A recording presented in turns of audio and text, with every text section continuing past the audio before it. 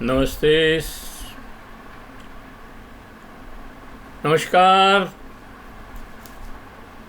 साथियों, आज हम बात करेंगे कल जो एनडीए ग्रुप की बैठक हुई उसके बारे में और नरेंद्र मोदी की सरकार बनने वाली है उसके बारे में भी। कल हमने आपको बधाई तो दे ही दी थी कि नरेंद्र मोदी की सरकार बनने वाली है, और कल की बैठक में जैसा कि आशंका थी,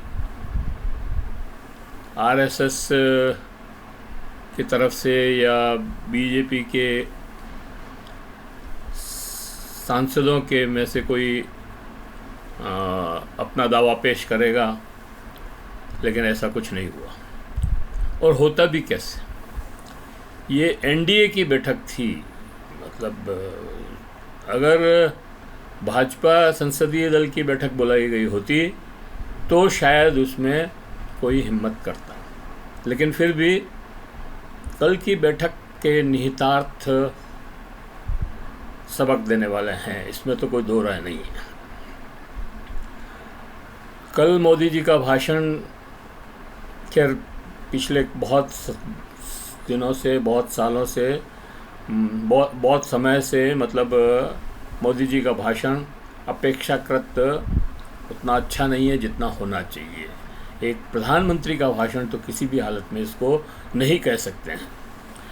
फिर दूसरी बात यह है कि प्रधानमंत्री चाहे से दो वैसाखियों के सहारे ये सरकार चलाने को उद्यत हों, क्योंकि पूर्ण बहुमत नहीं है, 240 सीटें ही आई है, और दो जो बड़े पार्टनर हैं इनके एनडीए के, नायडू और नीतीश कुमार, इन दोनों की वैसाखियों पर ये सरकार चलेगी। लेकिन उनमें जो कटुता है वो इससे ख़त्म नहीं हुई है। इसके दो उदाहरण मैं आपको देना चाहता हूँ और उसके बाद आगे बात करते हैं।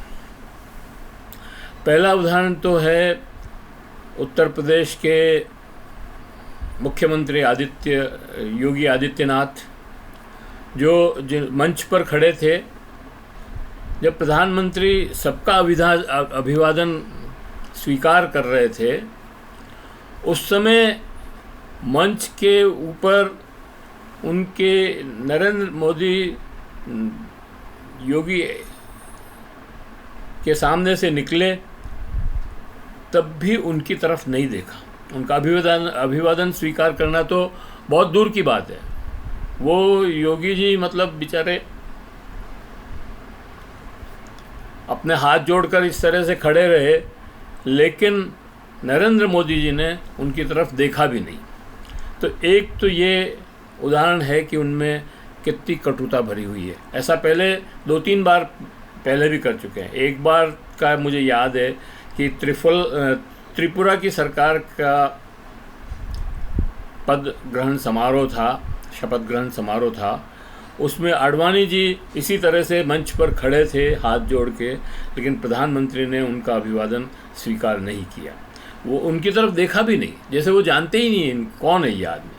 उसी तरह से अभी मेरठ में जो रैली हुई थी,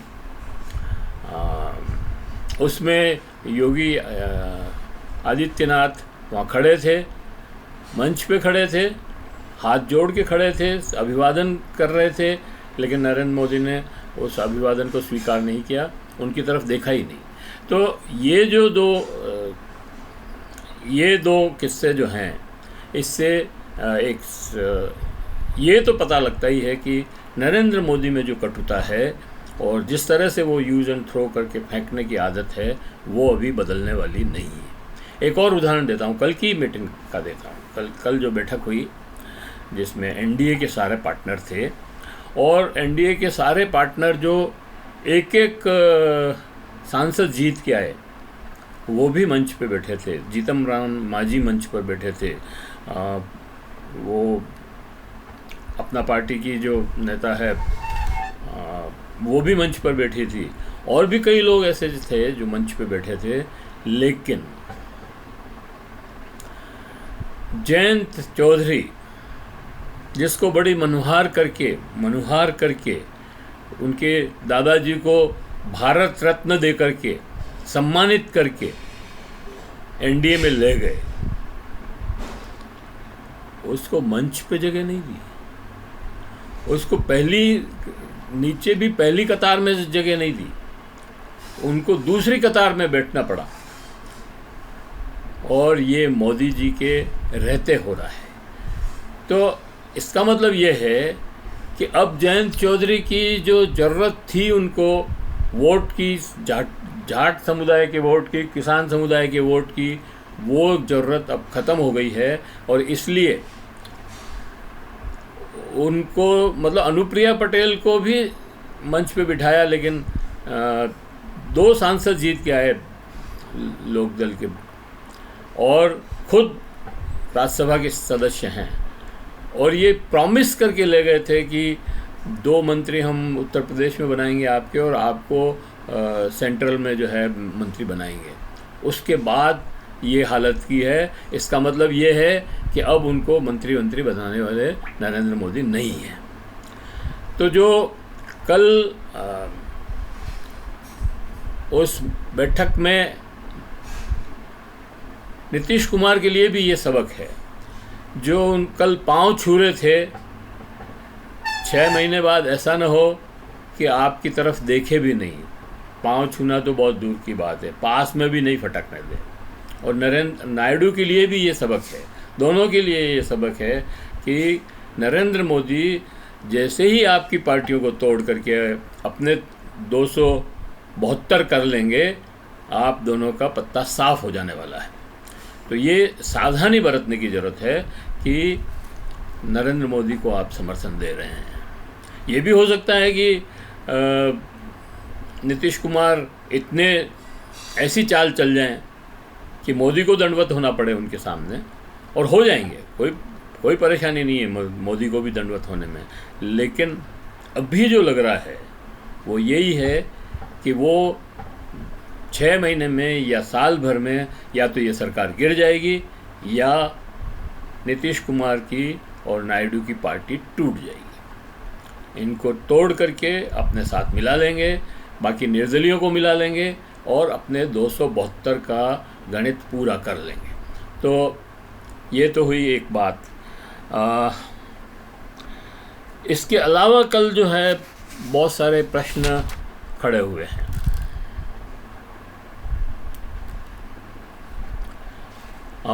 कल जैसे मैंने कहा कि नरेंद्र मोदी ने योगी के साथ से जो बुरा बर्ताव किया,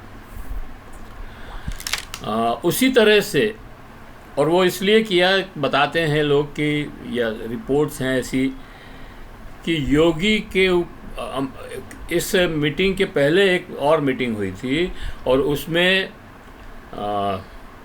अमित शाह ने यूपी की हार का ठीकरा योगी आदित्यनाथ के ऊपर फोड़ा। और जब ये उस पर आरोप लगाया कि आपने काम नहीं किया, आपकी वजह से हम हारे हैं, तब योगी आदित्यनाथ भड़क गए, बहुत बवाल हुआ, और उसका रिफरकेशन, उसका असर इस मीटिंग में देखने को मिला। और इस तरह से मतलब योगी को बेइज्जत किया गया। खैर, ये 2 बातें तो बड़ी। और मैंने जो आपको कहा था कि आरएसएस या पार्लियामेंट के सांसद जो चुन के आए हैं, उनमें से कोई खेल कर सकता है।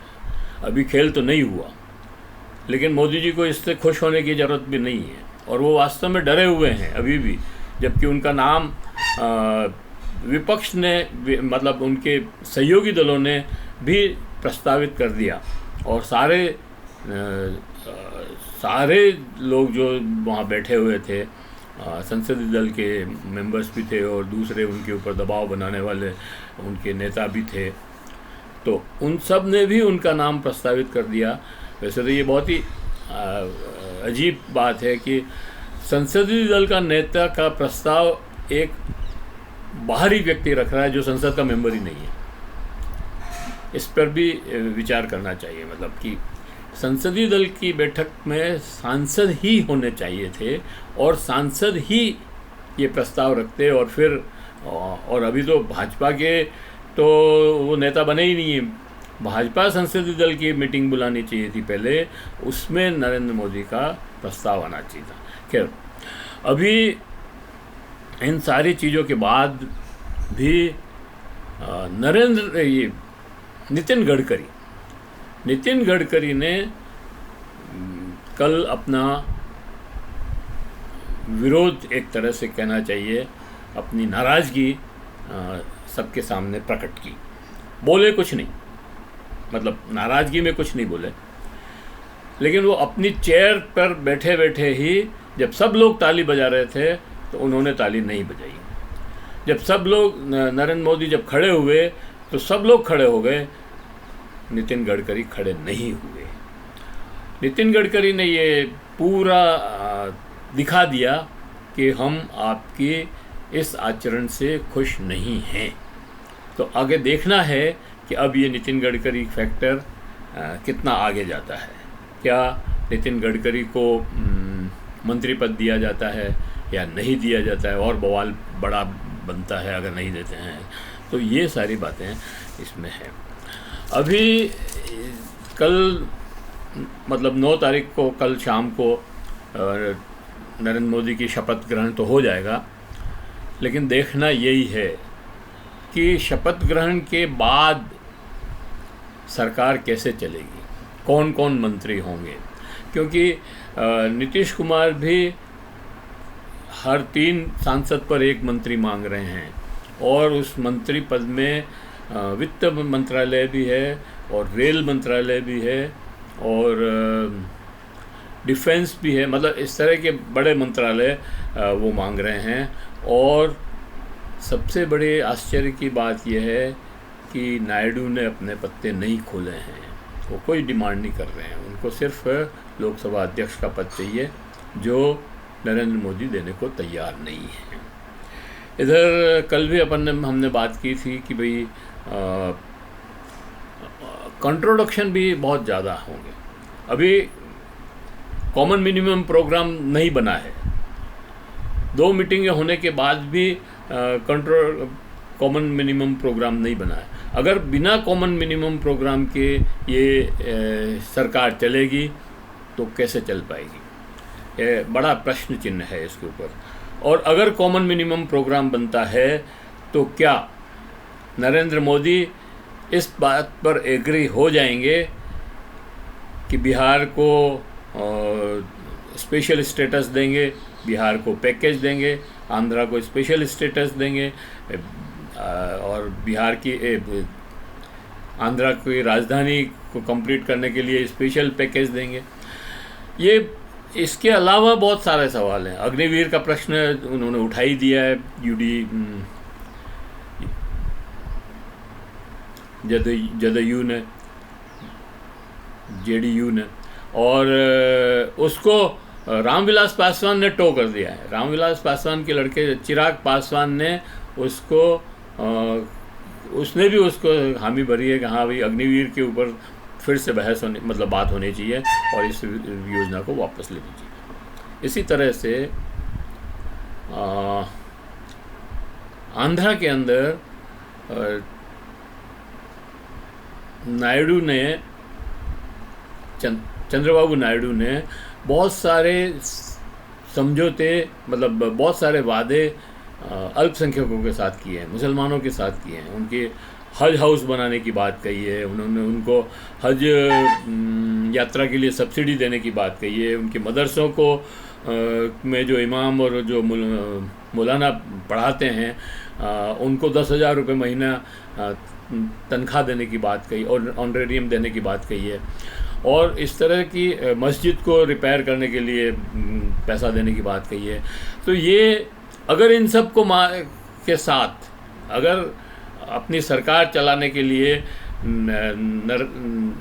नरेंद्र मोदी अगर इन बातों को पर तवज्जो नहीं देते हैं और चंद्रबाबू नायडू इन चीज़ों को लागू करना शुरू करते हैं, बल्कि 4% आरक्षण तो अभी भी है ही है वहाँ पर आंध्रा में, और उन्होंने कहा है कि हम 4% आरक्षण लागू करेंगे।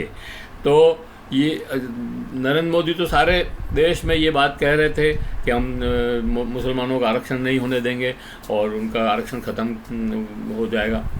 तो ये सारी चीज़ें अब कॉन्ट्रोडक्शन है।